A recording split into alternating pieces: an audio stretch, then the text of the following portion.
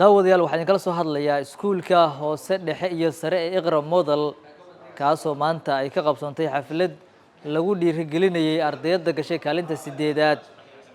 ee imtixaanka qaranka. Samiira Cabdirashiid Guure Samiira ayaa sidoo kale gashay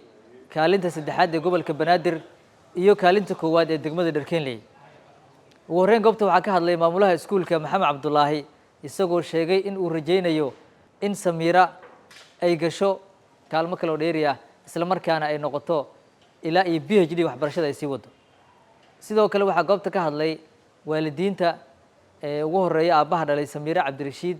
isagoo sheegay inuu aad ugu faraxsan yahay munaasabadan qiimaha badan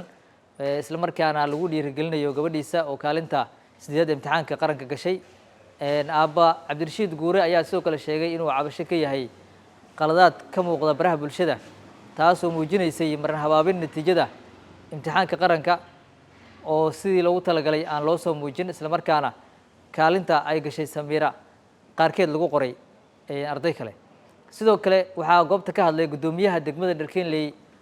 Mudane Xuseen Xasan Maxamuud isagoo sheegay inuu aad ugu faraxsan yahay munaasabada iyo guusha uu soo hoyay iskuulka Iqra Model sidoo kalena uu ballan qaadayo in dhammaan ardayda kaalmaha hore galay imtixaanka qaranka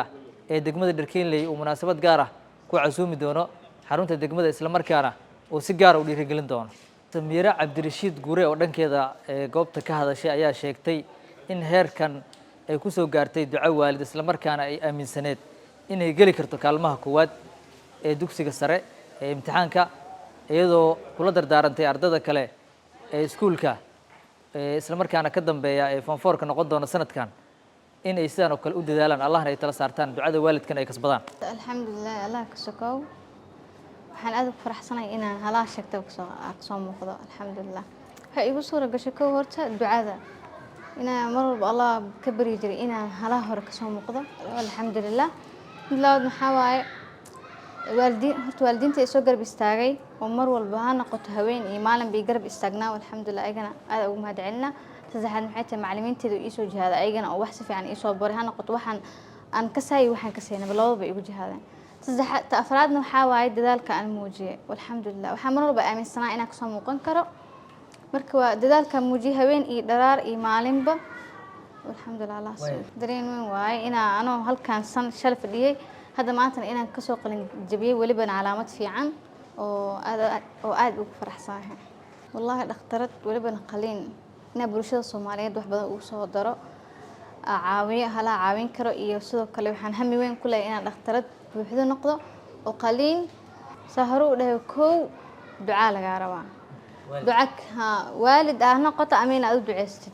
duca laga rabaa kow duceyso hadaarti inaad kaalin 1aad gashay ama ha noqoto inaad 10 kaalin kasoo muuqatid duceyso ilaa weydiisina kaalmo hore kasoo muuqatid mid labaad waxaa laga rabaa sidoo kale inaad juhdi bixisid macallimiintada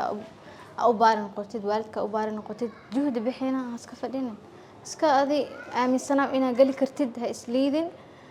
wax aqriso markuu macallinka wax sharxay la soco hadaa wax si baari kartid baar YouTube ka baar meel walba ka baar bas habeenkasan jadwal laha ku lahaado yani wax ku aqristid jadwal buuxa ma laakiin kasto maanta ina wax aqrisadartid waa ina ogaato waxa aqrisanaysaa way marka ardayda waxa kula talinaysaa inay sameeyaan dadaal dheeri ah oo ay wax baaraan duceystaan ducada wax si baaraha dabcan waxa farxad weyn inoo ah in aan halkan ugu dabaaldegayno ardaydeena Samiira Cabdirashiid oo gashay kaalinta 8aad imtixaanka qaranka ku dhawaad 40,000 oo arday gobolka Banaadirna gashay kaalinta 3aad degmada Dharkeenleyna ka gashay kaalinta 1aad waxaan leenahay Ilaahay subxaanahu wa ta'ala sida aad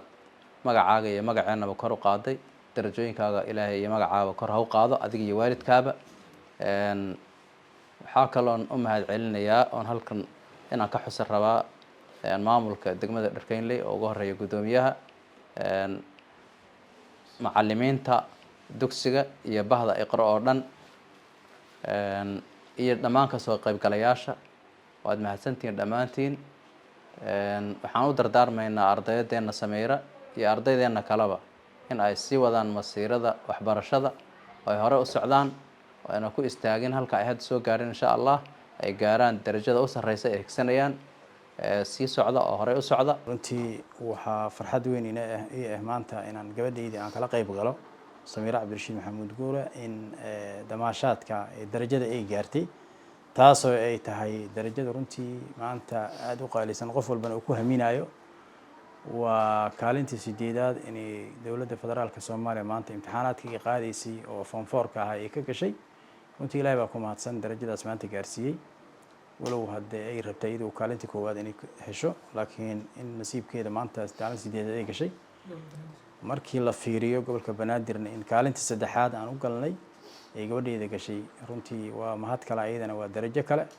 markii la fiiriyo degmada Dharkeynley in kaalintii koowaad u gashayna waxa weeyaan waa ayadana waxa weeyaan waa farxad isdaba yaalo runtii Ilaahay baa ku mahadsan intaasoo waxa weeyaan ay gabadheeda maanta hormuud u noqotay ardaydii ay wax la soo baratay runtii ayada nafteeda dhiirigelin iyo farax u tahay iskuulkoodii ay gabadha ay wax la soo barteen urursa la soo joodo inay kaalin gasho dhinac walba waxa weeye farxad aan wada dareemayna waana la qaybsanaynaa runtii waxaan rabay inaan ayada meeshaan baraha bulshada inaan cabasheer aniga naftigeyga aan gaarsiiyo maadaama ay waalidka dhalay gabadha Samiira Cabdirashiid Maxamuud Guure taasoo markii dowladdii federaalka Soomaaliya iyo mas'uuliyiintii runtii ay ku farax geliyeen 10 arday ugu horeysay inay kaalimaadka muujiyaan gabadheeda kaalinta 8aad in xoogaha dal carqaladeynayo baraha bulshada ay soo geliyeen inay ka bixiyeen sawirkeedii sawirro kale soo geliyeen taasi macnaheeda kama tarjumayso macnaha kaalin qof leh in qof kale la dul saaro laakiin ayada nafteeda aafay tahay markii loo fiiriyo dhinac walba loo fiiriyo in walaalaha bartaan bulshada isticmaalo ayna fududeysan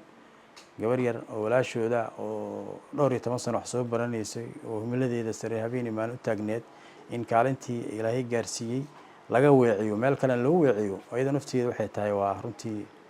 waa arin caqabadeeda leh intaas waa fariin aan u dirayo dadka bulshada isticmaalo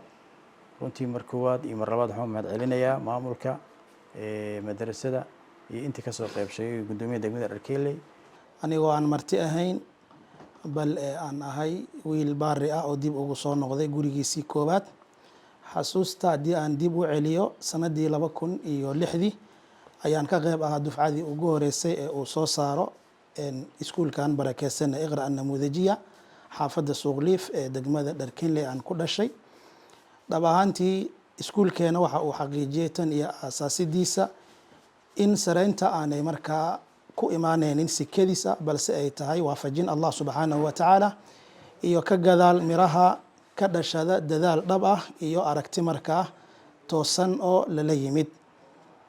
ma iloobeeno guushan markaa taariikhiga ah oo ay sare ugu qaaday magaca madrasadeena Al-Daalibah An-Najiba Samiira Cabdirashiid waxaan leenahay halkaan waxay ku soo gaartay dadaal iyo juhdi ay sameysay waxa la yiraahdaa oo masal carbeed uu ahaa بعد الكفاح يأتي النجاح وتقام الأرحام أفراح بعد الكفاح يأتي النجاح وتقام الأفراح runtii maanta taageerid baan taaganahay dadaal dheer oo ay gashay kadib ayaan maanta u xafladeynaynaa gabadhina mirihii ay guranaysaa ayadana waxaan leeyahay hambalyo horeyna u sii soco runtii wanaag ay noo tahay inay kaalinta 8aad imtixaanka qaranka uga soo muuqatay iskuulkana waa mahadsan yahay boqolkiiba boqol juhdiga iyo uu bixiyay waalidkana isagana sidoo kale aad u mahadsan yahay yani haddii guriga uu hagaagsanayna gabadha iskuulka waxba kama noqoteen hadduu waalidku hagaagsan yahay iskuulkuna hagaagsanayna ayadana halkaa waxba kama noqoteen marka labadii inboo iskaabtay iyo iyadoo qof wanaagsan noqotay baa qof fiicanba soo saara intaasoo dhan garbahaas heshay marka gabadha waan hambalyeynayna hambalyaan leenahay waan ku faraxsanahay inay Dharkeynley kow ka gashay in Dharkeynley kow ka gashay gobolkana ay kaalinta 3aad gashay si guudna imtixaankii guud insha Allah la shaaciyana inay 8aad ka gashay waan ku faraxsanahay waa maasan tahay saakato si degdeg ah ku imaanay xataa ku tashanayna laakiin waxay naga soo degdego aad u soo degdegnay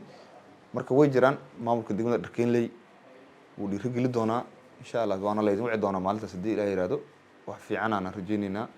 iskuulka iyo gabadha iyo waalidkan insha Allah xarunta degmada ku casumi doonaa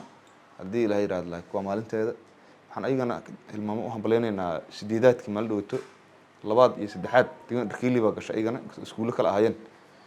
ayagana u hambaleynaynaa Cabdi Fataax Gaas Shabeelle TV magaalada Muqdisho